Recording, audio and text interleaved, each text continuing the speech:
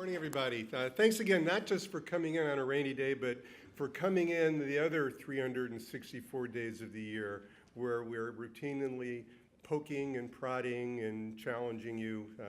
We can't do any of this without you. I just want to give you a quick update on our cognitive aging program. So I guess since I've spoken last, we now have two new grants from the NIH, specifically targeting typical aging. We have an aging network grant graciously provided by the Larry Hillblum Foundation. And these grants are really providing the funds for all those research coordinators who are calling you up all the time, inviting you to come in for the various tortures that we have in store for you. Other general updates. So the program has really grown quite nicely. Over the course of the program, we've had over 800 folks come in and participate. We actively follow around 500 folks. We are really sort of gearing up with the amyloid imaging that Howie referred to. So we're probably doing 10 amyloid scans a month. We're doing at least 20 to 25 MRI scans a month. We one of the grants that we have is specifically focused on inflammation. And I've talked before about the impact that chronic inflammation can have on brain structure and brain functioning. So as we speak, we have about 1,000 blood samples in the lab now that are being processed for a whole host of really key inflammatory molecules. So we're very, very excited about that. We are now developing an outreach program to target underrepresented populations, and you're going to hear about that in a little bit. And the goal of the program continues to be preventing the onset of any of these neurodegenerative syndromes as we age, and to optimize or maximize the ways in which our brains work. That's the goal, that's the target, and but that's not really what I want to talk about today. How do I do this? There we go. All right, so I want to talk about cognitive activity. So, because we're always being asked about this. People come in and say, well, should I be doing crossword puzzles? Should I be reading more? Should I be going to more museums? What should I do to keep my brain really, really healthy? And not only do people ask about whether they should engage in more cognitively stimulating activities, but they also ask, should we be participating in some of these brain exercise programs that you can do online? And I'm just kind of curious, raise your hand if you've done a cognitive exercise or training thing online. Keep your hand up if it was with Lumosity. So you probably know that Lumosity got dinged a couple $2 million from the FDA because of overreaching claims. So really the bottom line is that Lumosity doesn't really know if some of these things are really great for your brain. And you know what? Neither do I. That's the short answer. Okay?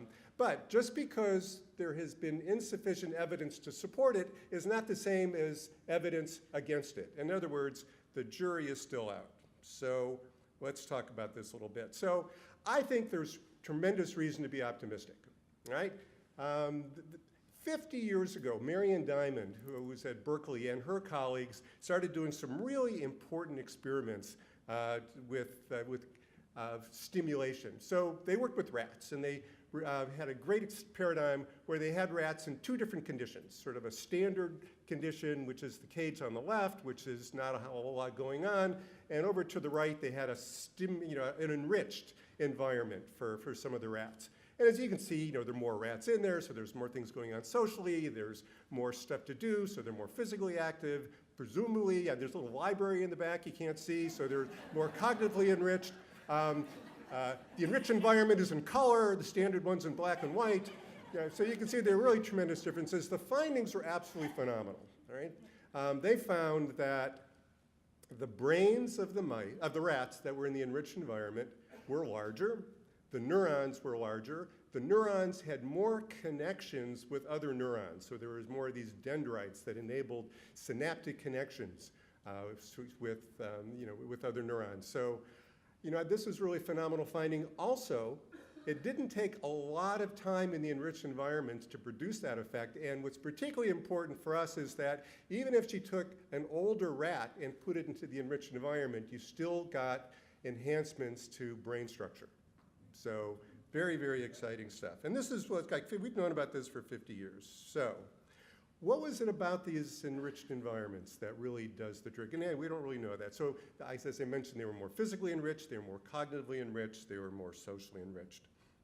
Now, we've already been preaching for a long time about the importance of increasing the level of physical activity. There's no question that that's good for the brain, it lowers inflammation, it produces growth factors that stimulate neurogenesis. So physical activity, I think we're pretty well on board with. But what about this cognitive activity stuff? So this is what we're a little less clear, but I want to give you some glimmers. So this is something we're starting to look at, and I want you to give you some of the hints that we've started coming up with, and are giving us some lines of research that we want to pursue going forward. I should also mention that Adam Ghazali, a colleague of the Memory and Aging Center who's in our same building, is also very devoted to thinking about ways of using a mix of cognitive and physical enrichment to maximize brain aging. So this is some exploratory work done by Caitlin Casaletto, who's going to be a postdoctoral fellow in our group for the next couple of years, and has been really a dynamic young researcher. So it's kind of a busy slide, but when we get to the sort of the punchline is that she looked at all of we have these cognitive activity questionnaires that everybody fills out, and it maps cognitive activity across the lifespan. And she noticed that there's a group of around 75 people who were more cognitively active now than they were when they were younger. And she matched those to about 100 folks who really didn't change their level of cognitive activity. And she found a couple of things that were very striking, that the group who showed an increase in their cognitive activity now relative to earlier did better, significantly better on measures of executive functioning and memory. Not only did they do better cross-sectionally, but when she looked at rates of change in these abilities over time, they showed better change over time. And what was also very reassuring was that she found that they had some larger brain volumes. And this is just data from the frontal lobes. So again, very exciting. Again, this is just observational data, and it's not definitive. Another thing that's not really definitive is a little pilot study we did several months ago, and some of you may have participated. The study was really designed to see if we could improve cognition in patients who had mild cognitive problems associated with vascular disease or Parkinson's disease. But we had a control group. So basically, people come in, they got pre-experiment testing, and then they spent a few weeks with an iPad, and this is something that was programmed by a group out in the East Coast, I'm sorry I don't have a good video of it, but sometimes the video makes people a little motion sick. That you're sitting there and you're driving, you're avoiding all these icebergs, and then every once in a while these big fish fly out, and if it's a certain color fish, you have to blast it. So you're doing lots of things at the same time. So it's a really good working memory exercise. And what we found in some of the patient groups is that we saw improvements in working memory. And when we looked at our controls, we also found that relative to pre-training, we saw some significant improvements in how well they performed on sort of cognitive control measures. So again, this is just, this was an open label experiment. Everyone knew what they were doing. So I think what this speaks to is our need to start doing randomized clinical trials for cognitive training exercises. So this is something that I think that we hope to be doing going forward. And integrating these sorts of things with the multitude of other ways in which we're trying to, capture that essence of cognitive aging to, keep us all as mentally and physically fit as possible going forward. So again, thank you for your attention and for your participation for all these years. Did you say what working memory and executive function were? I did not, but I don't have any time. Might as well save it. How well we can mentally manipulate information, multitask, and ignore irrelevant stimuli. How's that? All right.